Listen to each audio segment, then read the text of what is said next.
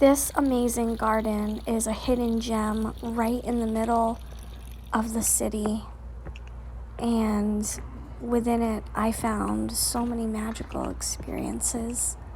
I can certainly understand why it's so secret.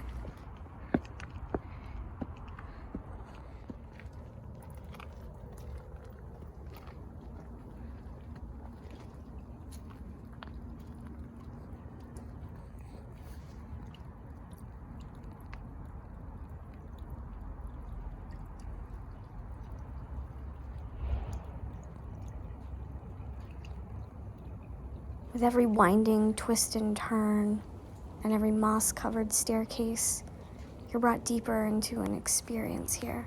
This tree is amazing, the one that you were standing beneath. I just had a really amazing download right beneath that tree right there. One of the things I ultimately came here to experience was to see and hug a redwood tree for the very first time.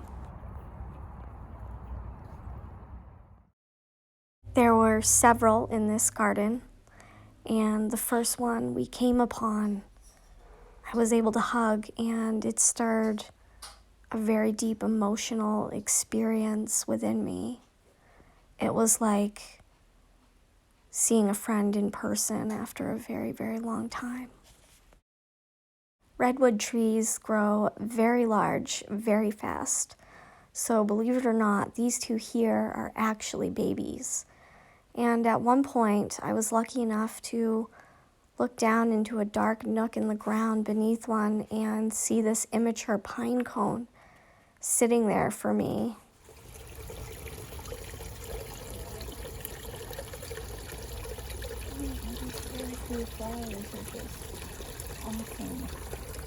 Finding that pine cone the way that I did, and just thinking about where it comes from, the very top of a redwood tree, for it to have fallen, that's a rare find, and I take it as a sign that it's a gift from the tree spirits to help me further connect and communicate with them.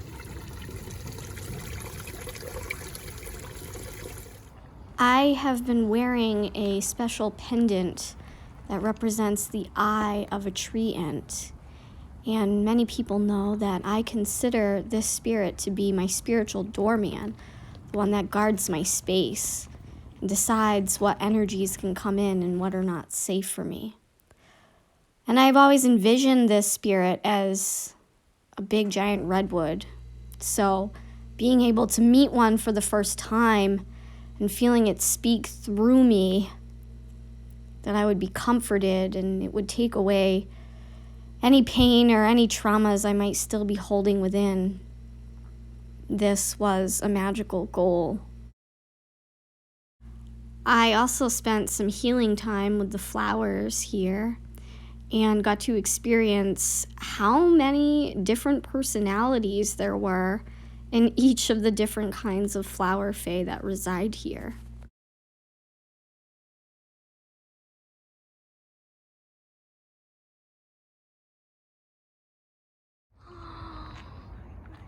He's frolicking in the flowers.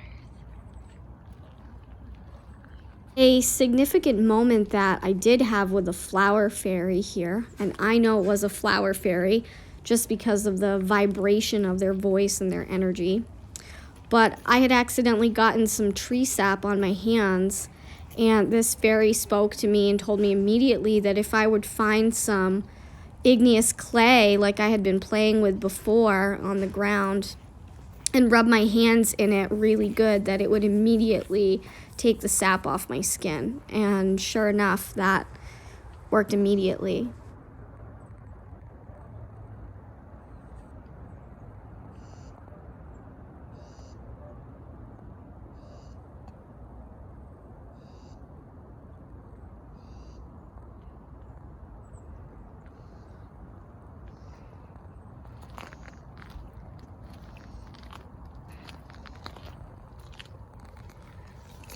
Faery. It's like the other one.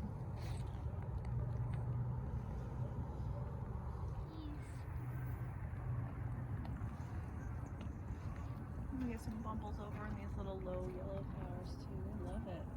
Oh my gosh. Oh, I love you, bees.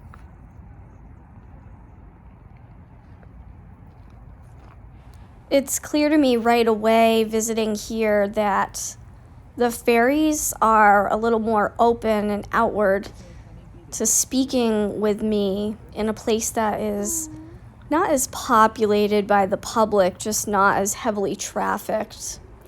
Yeah, and that makes a lot of sense to me because when we visited Washington Park, I could feel their energy and their vibration, and especially the trees. But the spirits there were much more quiet and inward. And the one difference there is that it is very heavily trafficked by tourists.